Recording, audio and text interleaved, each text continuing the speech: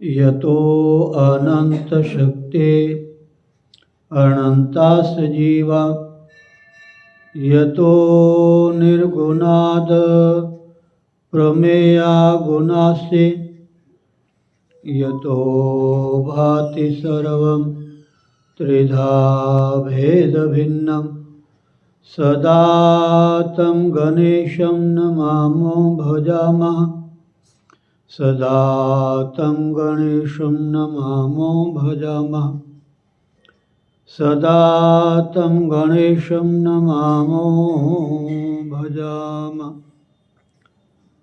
ॐ ब्रह्मानन्दं परमसुखदं केवलं ज्ञानमूर्तिं द्वन्द्वातीतं गगनसदृशं तत्त्वमस्यादिलक्ष्यम् एकं नित्यं विमलमचलं सर्वधी साक्षिभूतं भावातीतं त्रिगुणरहितं श्रीसद्गुरुं तं नमामि श्रीसद्गुरुं तं नमामि श्रीसद्गुरुं तं नमामि।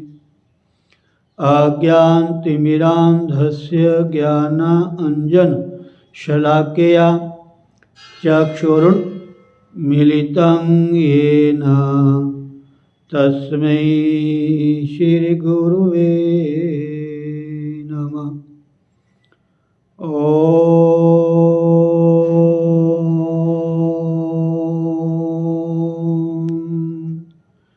श्रीहरिगुरु चरणकमले भ्यो नमः।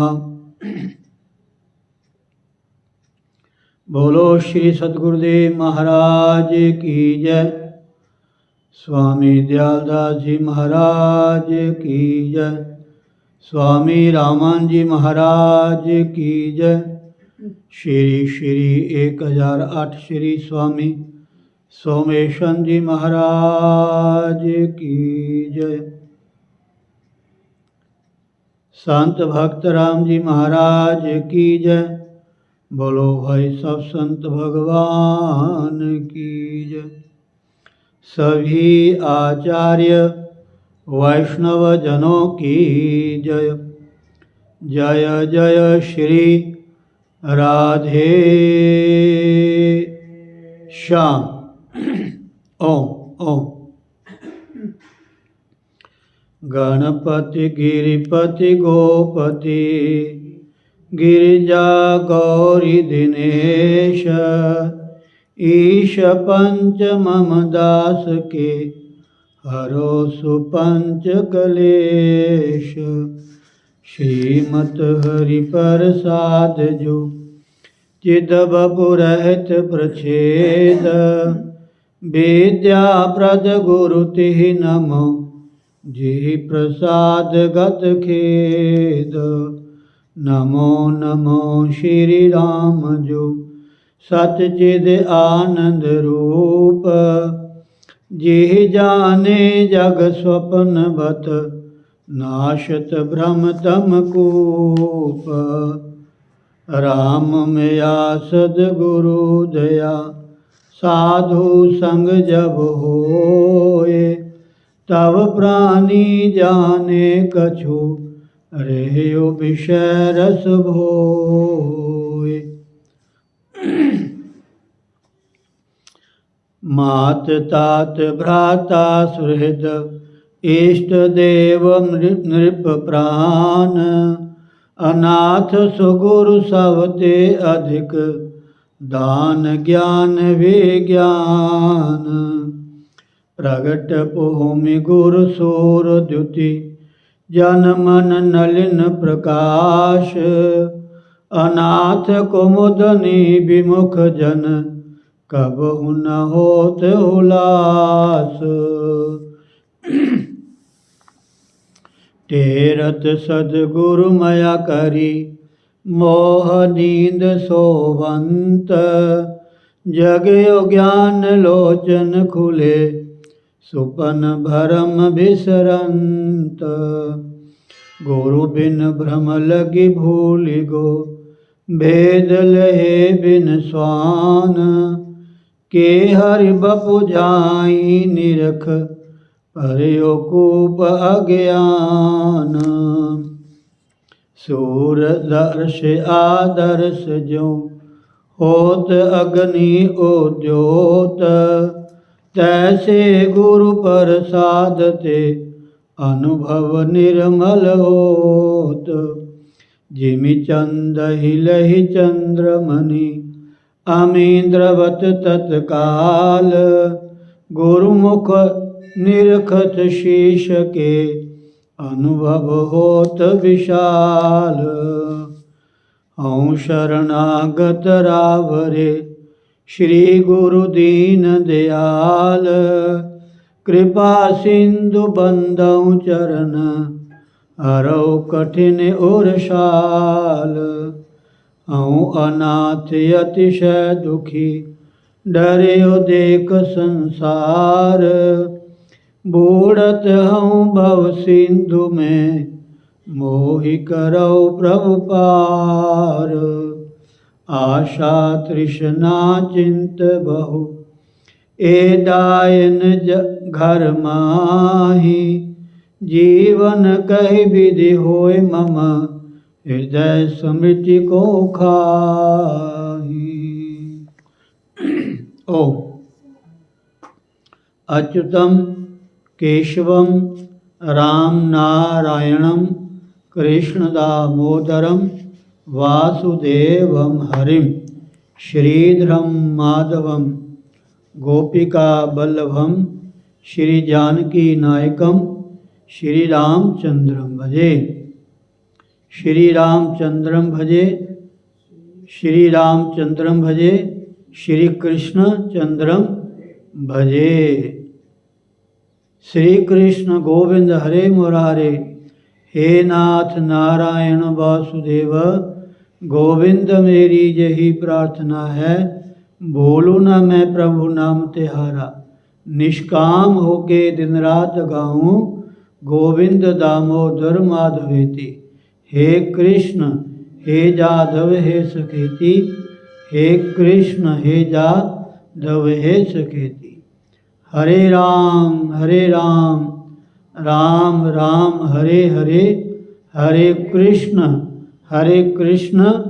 कृष्ण कृष्ण हरे हरे। छोटी गीता ओम। श्रीमद्भागवत गीता अध्याय 14 श्लोक 9।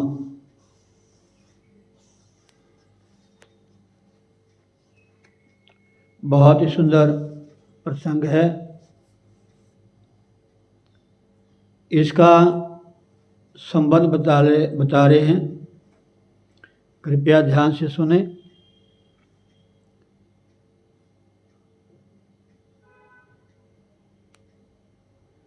इस प्रकार सत्व रज और तम इन तीनों गुणों के स्वरूप का और उनके द्वारा जीवात्मा के बांधे जाने का प्रकार बतलाकर पिछले जो 5, 6, 7, 8 4 श्लोक है ना, इन चारों में ये आपको सुनने को मिला कि ये सत्वगुण क्या है, रजोगुण क्या है और तमोगुण क्या है, और इन तीनों गुणों के स्वरूप और इनका प्रभाव आपने इन 4 श्लोकों में बहुत ही अच्छी तरह श्रवण किया। और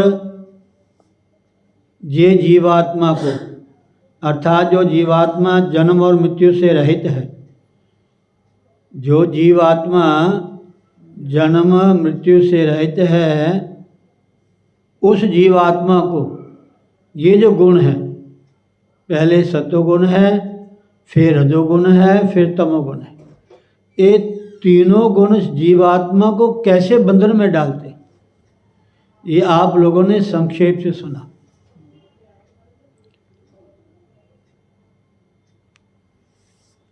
और आप उन 3 गुणों का स्वाभाविक व्यापार बतलाते हैं। आप ये तीनों गुणों का जो स्वाभाविक व्यापार है, हमारे शरीर में रह कर के इस जीवात्मा को कैसे बांधते हैं, अर्थात और ज़्यादा विश्लेषण किया गया है एक एक गुण को लेकर के, एक एक गुण को। ये जरूरी है कि आपको जब तक श्रीमद् भागवत गीता का 14वां अध्याय इसको सुनने का रोज अवसर मिल रहा है, तो घर जाकर के भी आप प्लीज़ इस 14वें अध्याय का नित्य पाठ करो, केवल हिंदी में रोज पाठ करो, अपने आप आपको समझ आ जाएगा। अब उन्होंने कहा पहले कि ये सत्वगुण सुख से बांधता है, ये सत्वगुण सुख से बांधता है। पहले आप सुने ना आपने 5वें श्लोक में कि सत्वगुण जो है सुख से बांधता है, लेकिन सत्वगुण का स्वभाव क्या है, थोड़ा माता बहन ये बात समझने वाली है। सत्वगुण हमें सुख से बांधता तो है जी, लेकिन इनका स्वरूप क्या है सत्वगुण का? तो सत्वगुण का स्वरूप आपने सुना है, आपके याद हो या ना याद हो तो मैं आपको याद करा दूं। सत्वगुण का स्वभाव है कि सत्वगुण निर्मल है, आपने सुना ना, निर्मलत्वात् प्रकाशक मनामयम। इस सत्वगुण में 3 विशेषताएं हैं। सत्वगुण है तो निर्मल, निर्मल जल की तरह, साफ शीशे की तरह। जल निर्मल होगा, जल स्थिर होगा, तो उसमें आप अपना प्रतिबिंब, अपना अक्ष, अपना फेस, चेहरा आप दे सकते हो। अगर जल गंदला है या हिलता जुलता है, उसमें अपने स्वरूप नहीं दे सकते, अपने स्वरूप नहीं देख सकते। ऐसे जो शीशा है, तो जो शीशा है, अगर शीशा शुद्ध होगा, साफ होगा, उसमें मैल नहीं होगी, अपने रूप को देख सकते हो। अगर शीशा कहीं इसमें क्रैक हो गया है, कहीं टूटा है, तो भी साफ दिखाई नहीं देगा। तो शीशा बिल्कुल न्यू होना चाहिए और शुद्ध होना चाहिए। उसमें अपना फेस, आप जैसे आप वीडियो हम बना रहे हैं, कैमरा, अच्छा कैमरे में फ़र्क है, हमारे मोबाइल में फ़र्क है।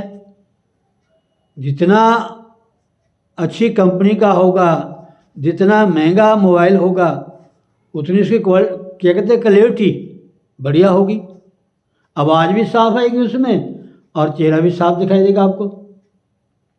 ऐसे ही हमारा जो अंतःकरण है, मन बुद्धि चित्त अहंकार, मान बुद्धि चित्त अहंकार। अभी आपने सुना ना, ये तमोगुण है, ये अंतःकरण को और इंद्रियों को, उसमें ज्ञान को ढक देता है। ये तमोगुण जो है ना महाराज, सतोगुण सुख से बांधता है। सुख से बांधने का मतलब क्या है? जो विश्व में सुख मिलता है उसी को सुख मान लेता है, बस यही सुख है। वहीं जीव की ब्रेक लग जाती है, तो यही पर्याप्त है, बस आगे नहीं बढ़ना चाहता। जब हम लोग संसार के सुख में फंस जाते हैं,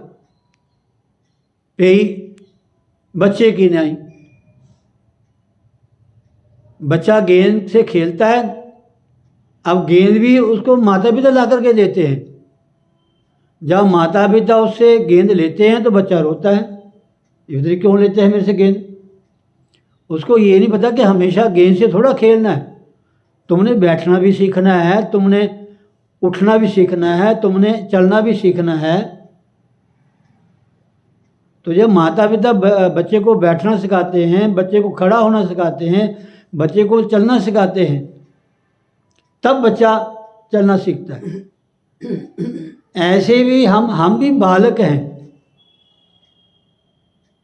जैसे आजकल आप शब्द सुनते हैं ना कि ये तो नाबालक है भाई, ये नाबालक है, ये बालक है, इसको समझ नहीं है। अगर इसने अपने जीवन में गलती कर दी है तो ये नाबालक है, समझ, इसको समझ नहीं है, कोई बात नहीं, इसको थोड़ा समझा दो या थोड़ा भय दिखा दो तो समझ जाएगा। ये बड़ी छोटी छोटी कथाएं होती हैं महाराज, छोटी छोटी कथाएं। तो इसलिए ये जो सत्वगुण है तो निर्मल, है तो प्रकाश में, है तो अनामय। अनामय मैंने मल से रहित। शब्दों को याद किया करो। मैं जब भी कोई हमारी कथा होती है ना भागवत की, साल में एक बार, तो मैं अपनी कॉपी पेंसिल साथ में लेके जाता हूँ। कभी आप नोट करना मुझे, मैं जब भी कथा श्रवण करने जाता हूँ तो कॉपी पेंसिल मेरे हाथ में, मेरे पास होती है, और मेरी पाठ की किताब भी पास में होती है। मैं एक समय में 3 काम करता हूँ। मैं अपना पाठ भी करता हूँ, कान से कथा भी सुनता हूँ, जो शब्द मुझे पता चले कि ये शब्द नोट करने वाला है, तत्काल उस शब्द को मैं नोट करता हूँ। अगर अपने इस रूम में भी मैं टीवी पे कथा सुनता हूँ, तब भी कॉपी पेंसिल मेरे साथ होती है। पाठ करता हुआ भी मैं कोई ना कोई शब्द, अच्छी बातें नोट करता रहता हूँ। अब हमारे गायत्री यज्ञ हो रहा है, तो गायत्री यज्ञ मार्च में होना है, 19-21 मार्च को। तो उससे पहले मैंने गायत्री के ऊपर अध्ययन करना शुरू कर दिया। गायत्री ग्रंथ के ऊपर अध्ययन करना शुरू कर दिया। इतनी सुंदर कथाएं आ रही हैं गायत्री के बारे में, इतने सुंदर प्रसंग आ रहे हैं महाराज, पूछो ना। लेकिन उसको समझने के लिए थोड़ा समय लगेगा। ये नहीं कि अभी समझ जाएंगे, कम से कम 2-3 साल उसको मैं पढ़ूंगा तो पता चलेगा। उसमें लिखा है कि जो गायत्री है ये वेदों की माता है। वेदों की माता मतलब ये नहीं कि हमारी जैसी माता पिता है वो, उसमें उसका शब्द का रहस्य बताया हुआ है महाराज, समझे नहीं। जैसे आपने कई बार कथाओं में सुना होगा कि ब्रह्मा की 2 पत्नियां हैं, सुना ना कई बार आपने, लेकिन उसका भी उन्होंने निष्कर्ष निकाला है। ये सरस्वती और ये गायत्री, ये क्या है उसमें। तो इस तरह इसको समझने के लिए थोड़ा समय लगेगा। अगर आप नित्य पाठ करोगे, बस 12वां 13वां 14वां भक्ति योग, ध्यान दीजिए, 12वां अध्याय क्या है? भक्ति योग, भगवान से कैसे जुड़ना है। कर्म करते हुए। स्त्री है तो घर का काम करते हुए भगवान को कैसे स्मरण करना है। पुरुष है ऑफिस में बैठा है, दुकान में बैठा है, फैक्ट्री में बैठा है, कहीं भी उसकी ड्यूटी है। महाराज एक कथा मैंने पढ़ी, सत्य कथा है। एक पुलिस वाला हरिद्वार जब प्रयागराज कुंभ में उसकी ड्यूटी लगी हुई थी, उसके हाथ में भी माला थी और एक महात्मा ने आंखों देखी कथा लिखी और महात्मा देख के हैरान हो गया कि पुलिस वाला होकर के और उसके हाथ में माला। फिर उसको पूछा तो उसने बताया कि स्वामी जी अगर आपने मेरी कहानी सुननी है तो आपको बैठना पड़ेगा। लंबी कथा नहीं सुनाऊंगा, आपको संक्षेप सुना दूं महाराज। उसने कहा पुलिस वाले ने कि मेरी गुरु मेरी घरवाली है, मेरी गुरु क्या है, मेरी पत्नी है। अच्छी बात, अच्छी शिक्षा, अच्छी प्रेरणा आप कहीं से भी ले सकते हैं। श्रीमद् भागवत में दत्तात्रेय जी ने कहा कि मैं 24 गुरुओं से शिक्षा ली है।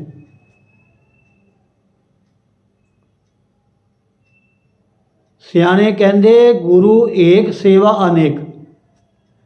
जो आध्यात्मिक गुरु है, जिससे उपदेश लिया है, जिससे हमने नामदान लिया है, वो गुरु तो एक हो सकता है।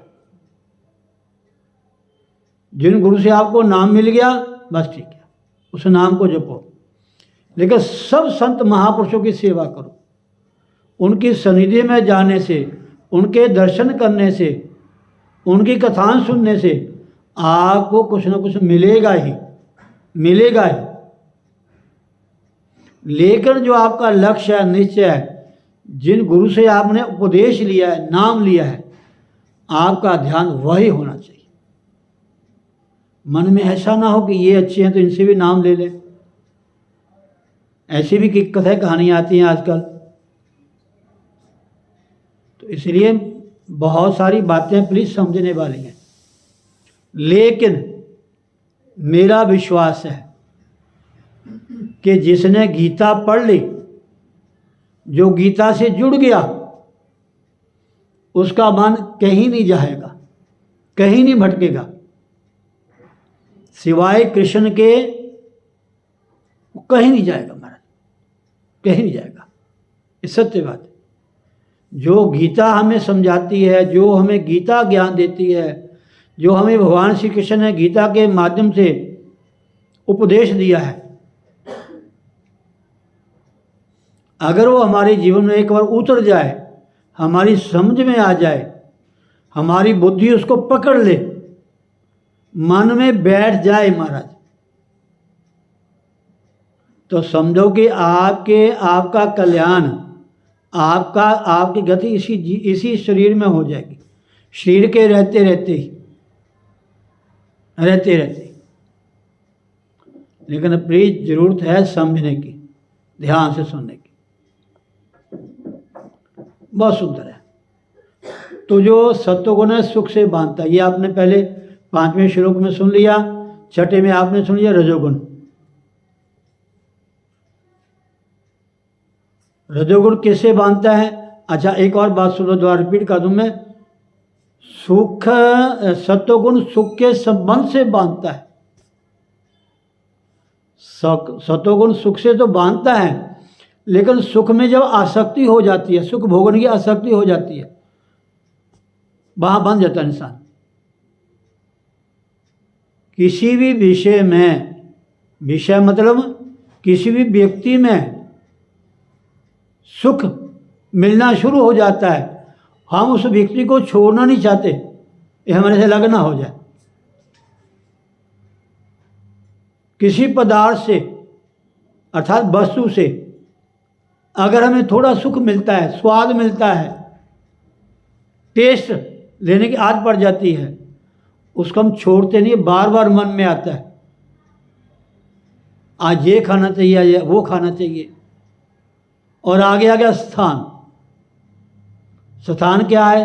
हमारी जगह है, ज़मीन है, कोठी है, मकान है, फैक्ट्री है, दुकान है। इनमें जब अपनापन हो जाता है, उनके द्वारा हमें जो सुख मिलता है, उनके द्वारा जो हमारी इच्छाएं पूरी होती हैं, उनको भी छोड़ना नहीं चाहते हम। ये तीनों ही बांधते हैं हमें, तीनों। व्यक्ति भी, पदार्थ मैंने वस्तु समान, और स्थान मैंने मकान, दुकान, फैक्ट्री, प्लाट। और तीनों में क्या होता है? तीनों में एक कैसे जोड़ता है? संबंध। संबंध मैंने अपनापन। अपनापन, ये हमारी अज्ञानता है। अगर माता, बहनों, भाई, बंधुओं, अगर इन तीनों को हम नहीं छोड़ेंगे, एक समय ऐसा आएगा ये तीनों हमें अपने आप छोड़ देंगे, अपने आप छोड़ देंगे। थोड़ा विचार कीजिए।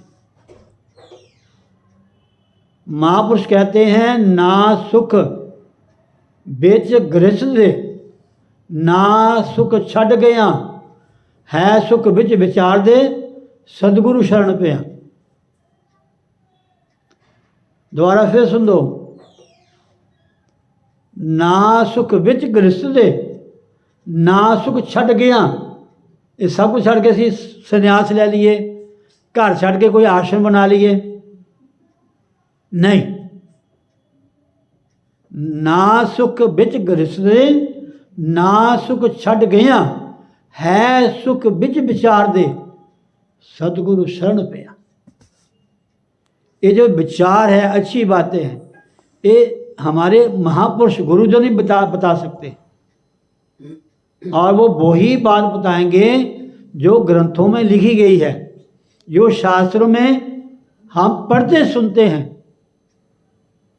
वो बाहर से कोई नहीं बताते। और वही बात आपको अच्छी लगेगी, उसी बात का आपके मन में असर होगा, जो वैदिक होगी, जो पौराणिक होगी, जो शास्त्र सम्मत होगी, जो ग्रंथों में लिखी गई है गुरुओं ने। उन्हीं बातों को सुनकर के आपके मन को सुकून मिलेगा, शांति मिलेगी, और एक बार नहीं, उसको बार बार सुनना पड़ेगा। ये संस्कार हमारे भीतर जो है ना महाराज, नेगेटिविटी, ये एक जन्म की नहीं है, अनेकों जन्मों की है। भाई हम घर में रोज झाड़ू लगाते हैं, रोज पोछा लगाते हैं, क्यों लगाते हैं? कल तो सफाई की हमने, कल तो झाड़ू लगाया, कल तो पोछा किया, दोबारा फिर पोछा लगाते हो। क्यों लगाते हो? कि साफ रहे। भले उसमें कूड़ा करकट नहीं है, फिर भी साफ रहे। बाहर के घर को साफ रखते हो, क्यों? उसमें हम रहते हैं, हम रहते हैं। तो ये हमारा शरीर भी घर है, इसमें भी हम रहते हैं। हम कौन है? हमारी आत्मा है। आत्मा कौन है? परमात्मा है। इसमें जो विषय विकार हैं, काम है, क्रोध है, लोभ है, मोह है, अहंकार है, राग है, द्वेष है, शत्रु है, मित्र है, अपना है, पराया है। राग द्वेष जाके नहीं, बैरी मीत समान, गुरुजन कहते हैं। जिनके जीवन में, जिनके व्यवहार में, जिनके मन में, जिनकी बातों में, जिनकी हर क्रिया में ना राग है, ना द्वेष है, ना बैर है, ना मीत है, ना शत्रु है, मित्र है। राग द्वेष जाके नहीं, बैरी मीत समान, कहो नानक सुन रे मना, सो मूरत भगवान।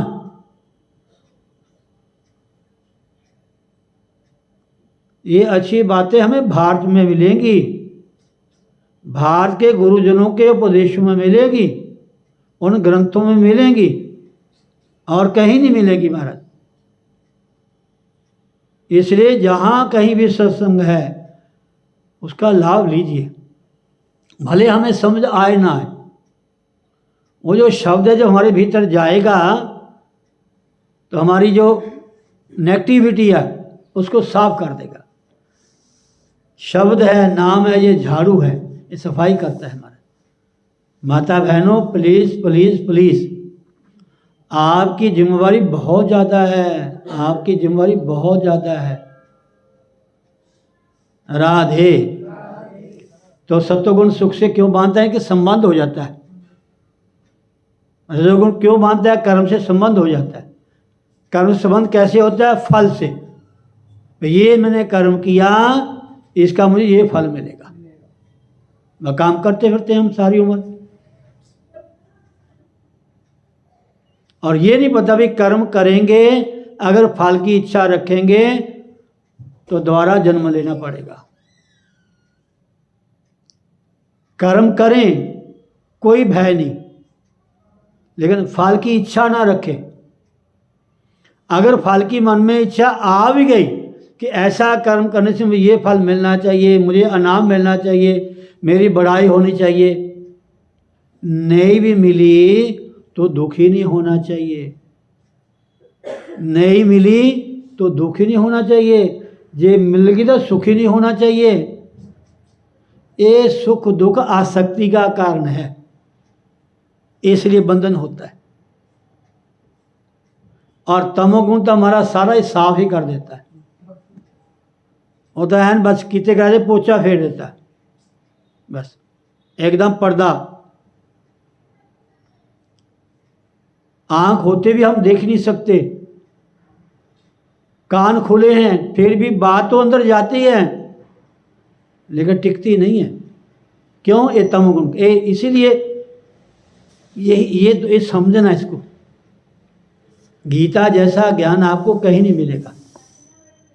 वैसे हर ग्रंथ में ज्ञान है, हर ग्रंथ में ज्ञान है, हर ग्रंथ में ज्ञान है, लेकिन गीता ज्ञान जो है ये मूल है।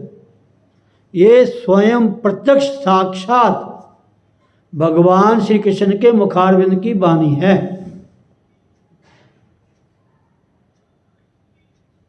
राधे। इसलिए प्लीज इस हिंदी में रोज पाठ करो। 12वां अध्याय भक्ति योग है, 13वां अध्याय कर्म योग है, 13वां अध्याय कर्म योग है, और 14वां अध्याय ज्ञान योग है। बहुत बढ़िया तीनों अध्याय है महाराज। इसका रोज हिंदी में पाठ करो, भले आपके समझ आए या ना आए।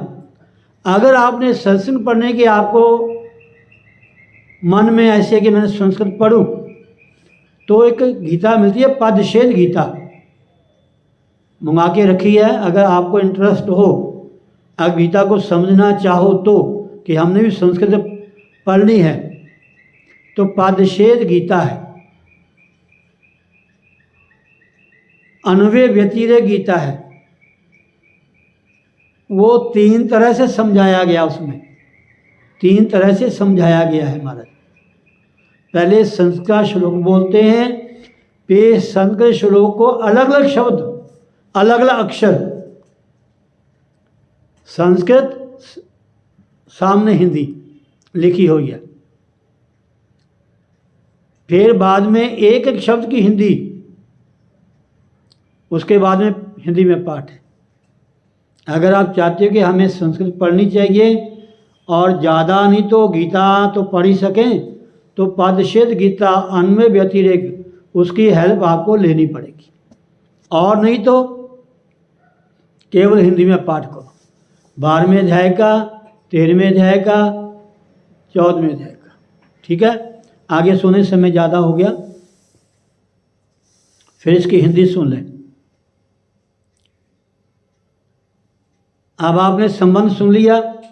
संबंध में इसके बारे में क्या लिखा है, ये जो 9वां श्लोक है, इसके बारे में क्या क्या सुनने को मिलेगा। संबंध का मतलब ही है पीछे क्या सुन चुके हैं उसके बारे में, जो सुनने जा रहे हैं उसके बारे में संबंध है। इस प्रकार सत्वगुण, रजोगुण और तमोगुण, इन तीनों गुणों के स्वरूप का और उनके द्वारा जीवात्मा के बांधे जाने का प्रकार बतलाया गया है।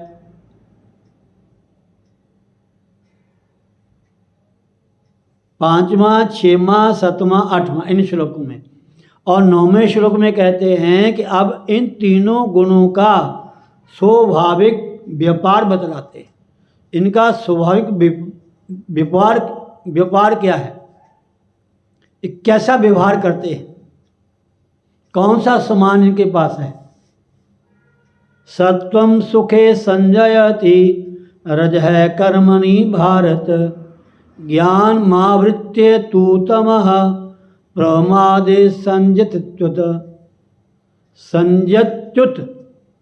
हे अर्जुन, सत्वगुण सुख में लगाता है। सत्वगुण सुखे संजयति, जो सत्वगुण है ये सुख में लगाता है।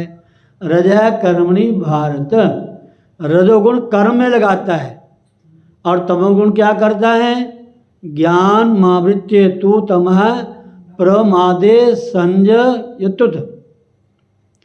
तमोगुण तो ज्ञान को ढककर, तमोगुण तो ज्ञान को ढककर प्रमाद में भी लगाता है।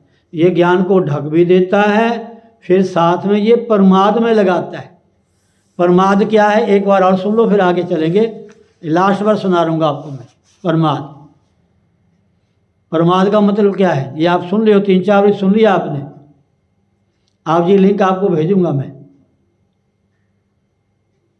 प्रमाद कैसे लगाता है, कहते हैं प्रमाद अंतःकरण और इंद्रियों की व्यर्थ चेष्टा का। अंतःकरण क्या है, मन बुद्धि चित्त अहंकार, और इंद्रिय क्या है, ज्ञान इंद्रिय, जिसे वस्तु का ज्ञान होता है। या कर्म इंद्रिय, कौन सा कर्म करना है कौन सा नहीं करना है, किस कर्म से हमें बंधन है किस कर्म से हमें मोक्ष है। ये गीता आपको समझाएगी अगर आप रोज पढ़ोगे तो। अंतःकरण और इंद्रियों की व्यर्थ चेष्टा।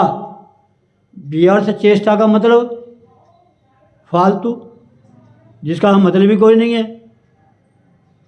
जिसका मतलब ही कोई नहीं है। हमारे मन को गंदा करते हैं, हमारी इंद्रियों की शक्ति को क्षीण करते हैं, हमारी शांति को भंग करते हैं। पता भी है, जानते भी हैं, समझते भी हैं, सुनते भी हैं, फिर उसी में फंस जाते हैं। क्यों फंसते हैं, ये तमोगुण का प्रभाव है। आपकी गलती कोई नहीं है, ये तमोगुण का प्रभाव है। तमोगुण को खुराक कहाँ मिलती है, ये गीता बताती है। तमोगुणी लोगों का हम संग करते हैं, जहाँ निंदा होती है, चुगली होती है, संसार की बातें होती हैं, इसी को तो विषय कहते हैं। दुनियावी बातें सुनने से ज़्यादा जिनका मन इंटरेस्ट लेता है, समझो कि उसके भीतर तमोगुणी रूपी भूत बढ़ गया। जब तक ज्ञान के द्वारा उसको काटेंगे नहीं, कर्म के द्वारा काटेंगे नहीं, शास्त्र के द्वारा काटेंगे नहीं, वो कटेगा नहीं महाराज। राधे। ये अंतःकरण और इंद्रियों की व्यर्थ चेष्टा, फालतू टाइम खराब करना। जिसने डॉक्टर बनना है, जिसने इंजीनियर बनना है, जिसने कुछ ऊंचे पद पे जाना है, उससे फालतू बातों से क्या मतलब। तो घर से थोड़ा अलग रहते हैं, अलग रह के स्टडी करते हैं, मेहनत करते हैं, परिश्रम करते हैं, तब जाके डॉक्टर बनते हैं, तब जाके इंजीनियर बनते हैं, तब जाके कहीं अच्छे पद पे जाते हैं। तो इस ज्ञान को प्राप्त करने के लिए थोड़ा समय तो लगाना पड़ेगा ना आपको। अब सब कुछ करके देख लिया हमने, सब करके देख लिया, पता इसमें सुख नहीं है, क्षणिक सुख है। संसार के जो जितने भी औहदे हैं, जो भी हैं, ये केवल जीवन यापन के लिए है। इस शरीर से अगर आपने आगे जाना है तो आपको धर्म को अपनाना ही पड़ेगा। धर्म मैंने परम कर्तव्य को, घर का काम करना है, परिवार की परवरिश करनी है, आना है जाना है, दुकान में जाना है, ड्यूटी पे जाना है, ये आपका कर्तव्य है, ये आपका फर्ज है। इसको सबसे पहले निभाना पड़ेगा। इसको निभाने के साथ जो परम कर्तव्य है जो धर्म है, धर्म का मतलब मनुष्य का धर्म, मनुष्य का मतलब हमें परमात्मा ने मनुष्य बनाकर क्यों भेजा है, मानव धर्म क्या है। अगर सारी उम्र हम परिवार में ही लगे रहे, घर में ही लगे रहे, कारोबार में ही लगे रहे, इन सभी उलझनों में उलझते उलझते सारा जीवन व्यतीत कर दिया, तो मरते समय कोठी मकान याद आ गया तो प्रेत बनना पड़ेगा। छोड़ना नहीं इनको। इन सब में रहते हुए जिस परमात्मा ने हमें ये शरीर दिया है, जिस परमात्मा की शक्ति से हम ये संसार देखते हैं, संसार के भोगों को भोगते हैं, उस परमात्मा को भूले बैठे हम और इन पदार्थों में फंसे बैठे हैं। तो ना जाने ये वासनाएं, ये संसार के संबंध है, मोह है, जो ना जाने कौन से गड्ढे में गिरा देगा। एक बार गिर के महाराज, बड़ी सुंदर मुझे कथा आ रही है, राधे। व्यर्थ चेष्टा, सुनो हिंदी में। परमात्मा क्या करता है, अंतःकरण इंद्रियों की व्यर्थ चेष्टा एवं शास्त्र विहित कर्तव्य कर्म में अवहेलना का नाम प्रमाद है। जो हमारे कर्तव्य कर्म हैं उसमें अवहेलना करना, आज नहीं कल कर लेंगे, आज नहीं कल कर लेंगे, हैं जी, आज नहीं परसों स्कूल चल जाएंगे, आज नहीं फिर कल काम में चल जाएंगे। ये प्रमाद, आलस्य, अवहेलना हो जाती है। ये किसका प्रभाव है, तमोगुण का।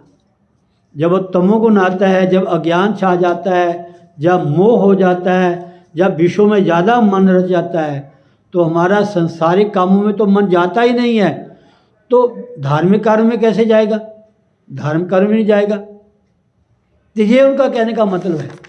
जो तमोगुण है महाराज, ये इतना हैवी हो जाता है, ये जीव को प्रमाद में लगाता है, हमारे ज्ञान को ढक भी देता है और ये प्रमाद में लगाता है।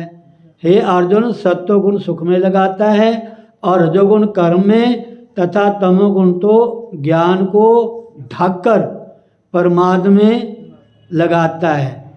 आप प्रश्न आप कल सुनेंगे, एक बार रिपीट कर लें। सुख शब्द यहाँ कौन से सुख का वाचक है? आपने कहा कि सुख जो है ये सत्वगुण सुख में बांधता है। ये कौन सा सुख है जो उसमें बांधता है, ये थोड़ा समझाओ हमें। आप प्रश्न किया है, सुख शब्द यहाँ कौन से सुख का वाचक है और सत्वगुण का इस मनुष्य को उसमें लगाना क्या है, ये आप कल आराम से सुनोगे। बोलो सतगुरुदेव भगवान की जय। श्री कृष्ण गोविंद हरे मुरारे, हे नाथ नारायण वासुदेव, गोविंद मेरी यही प्रार्थना है। बोलो ना मैं प्रभु ना तिहारा, निष्काम होके दिन रात गाऊं।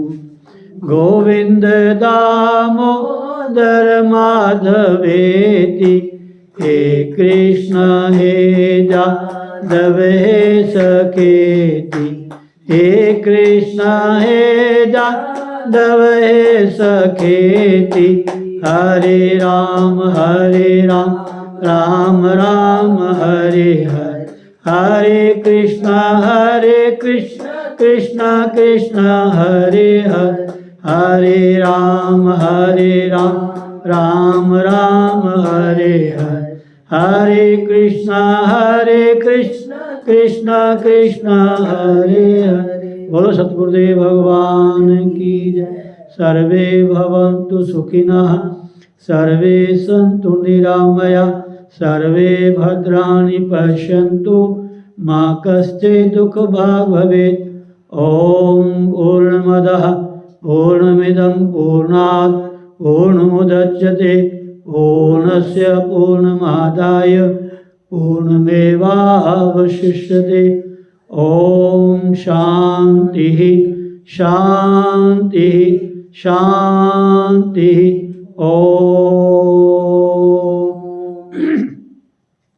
जाते जाते कि आपको मैं पाठ दे दूं, जो हमारे यज्ञ हो रहा है ना, गायत्री महायज्ञ अनुष्ठान, ऐसे यज्ञ प्राय हमारे घरों में भी होने चाहिए, हमारे मंदिरों में भी होने चाहिए, समझे नहीं। हमारे मंदिरों की जो प्राण प्रतिष्ठा जो होती है, उसके उपलक्ष्य में या मंदिर में जा कर के विवाह शादी के उपलक्ष्य में या बच्चे के जन्मदिन के उपलक्ष्य में या अपने घर में भी ऐसे यज्ञ होने चाहिए। बच्चे का जन्मदिन है, बच्चे के विवाह दिवस है, घर का मुहूर्त है, बड़े बड़ेरों का दिन है, कोई हमारे बुजुर्ग हैं वो शरीर से नहीं है, उनके निमित्त भी साल में एक बार घर में यज्ञ कर सकते हैं, हवन कर सकते हैं, करना चाहिए, बहुत ज़रूरी है। और यादा ना हो तो सुंदरकांड का पाठ करें, हैं जी, हनुमान चालीसा का पाठ करें, दुर्गा सप्तशती का पाठ करें। अब मैं कह रहा हूँ, अब आगे जो नवरात्र आएंगे, चैत्र के नवरात्र आएंगे ना, तो उसमें आपने दुर्गा सप्तशती का पाठ करना है। अब जो दोहे चौपाई में पाठ करते हो ना, वो अलग से आप पाठ कर लेना, लेकिन अब आपने दुर्गा सप्तशती का पाठ करना है। उसमें हिंदी नीचे दी हुई है, जितने भी वो पाठ हैं छोटे मोटे या अध्याय हैं, सब के नीचे हिंदी दी हुई है। आप हिंदी में जितना घंटा 1.5 घंटा आप उसको पाठ करते हो ना दोहे चौपाइयों में, वही घंटा 1.5 घंटा आपने दुर्गा सप्तशती गोरखपुर प्रेस की, वो ग्रंथ हो गोरखपुर प्रेस का, उसी का आपने पाठ करना। उसमें शुद्ध पाठ है, चाहे वो हिंदी है चाहे संस्कृत है, समझे नहीं, उसका आपने पाठ करना। तो घरों में भी हवा होना चाहिए। आप एक नियम बना लो, अगर बच्चे बैठते हैं तो अच्छी बात है, नहीं तो आपके घर में नित्य हनुमान चालीसा का पाठ होना चाहिए। ज़्यादा नहीं तो शनिवार मंगलवार तो सुंदरकांड का पाठ होना ही चाहिए हर घर में, और हर घर में कम से कम 1 घंटा कीर्तन होना चाहिए। ये बहुत ज़रूरी है। ये समय की एक डिमांड है, समय की डिमांड है कि हम सबके घर में सुंदरकांड का पाठ, हनुमान चालीसा का पाठ, संकट मोचन का पाठ, हैं जी, या हमारे घरों में यज्ञ होने चाहिए, हमारे घरों में अखंड कीर्तन होना चाहिए। मैं ये नहीं कहता घंटा, चाहे 15 मिनट का करो आप, 15 मिनट करो आप। हरे राम राम राम हरे हरे, हरे कृष्ण कृष्ण कृष्ण हरे हरे, जो भी आपको पाठ अच्छा लगता है, जो भी सुविधा होती है। सतनाम सतनाम सतनाम जी, वाहे गुरु जी, जो भी जिसको मानते हैं, घरों में पाठ होना चाहिए। आजकल घरों में पाठ नहीं होते महाराज, बुरा मत बनाना। आजकल हमारे जो सिख मत के मानने वाले हैं, वो भी गुरुद्वारा साहब जाके पाठ करवाते हैं, घरों में कम करवाते हैं। तो घरों में 3 दिन नियम लेना पड़ेगा, जो मर्यादा पाठ की। ये नहीं कि पाठी ही उसके नियम को पालन करे, जिनके घर में पाठ होगा उसको भी 3 दिन उस नियम को करना पड़ेगा। ऐसे हमारे घरों में एक बच्चे का जन्मदिन है, अगर समय है तो रामायण का पाठ करो। मैं तो प्लीज़ बार बार कहता हूँ, हमारे जो बच्चे हैं, बेटे बेटियां, उनको रामायण पढ़ना सिखाओ, उनको रामायण पढ़ना सिखाओ कि बेटा रोज रामायण का पाठ करो, चाहे 1-2 चौपाई करो। नहीं है मंदिर में जाके, हमारे मंदिर के जो पुजारी ब्राह्मण हैं, प्लीज़ उनसे बार बार निवेदन है कि आस पास के गली मोहल्ले में जो मंदिर हैं, उन सब में जो मंदिर में आने वाले घर परिवार हैं, उनको थोड़ा प्रेरणा करें। प्लीज़ अपने बच्चों को भी साथ भेजो, मंदिर में भेजो। ताकि बच्चे भी ब्राह्मण के द्वारा रामायण का पाठ करना शुरू करें। ये भी समय के लिए बहुत ज़रूरी है। तो प्लीज़ इसलिए हमारे घर में ये यज्ञ से जो हवा का प्रदूषण है ये शुद्ध होता है, और जो हवन सामग्री है वो बिल्कुल पवित्र, शुद्ध और साफ होनी चाहिए। यज्ञ का जो विधान है, अगर हम पूरे विधान से यज्ञ करेंगे उसका इतना लाभ मिलेगा, इतना लाभ मिलेगा महाराज, आप पूछो ना महाराज। जैसे मैंने कहा ना कि 1 किलो गोबर, जो देसी गौ का गोबर है, उसमें कितने लाभ हैं महाराज, कितने लाभ हैं महाराज, बहुत लाभ है उसके। इसलिए प्लीज़ आप लोग थोड़ा सा ध्यान दीजिए। अपने घर में बच्चे का जन्मदिन है, विवाह दिवस है, कोई बड़े बड़े का दिन है, छूटना नहीं चाहिए। हमारे घर में वो घर में ही सत्कार्य होना चाहिए, घर में। चाहे 1 घंटे का पाठ कर लो आप, 1 घंटे के लिए ब्राह्मण को बुला लो कि पंडित जी आपने 1 घंटा बैठ के गायत्री मंत्र का पाठ करना है। ठीक है जी, ये आपके लिए नित्य का पाठ है, इसको याद रखना। बोलो सद्गुरुदेव भगवान की जय। जय जय श्री राधे श्याम।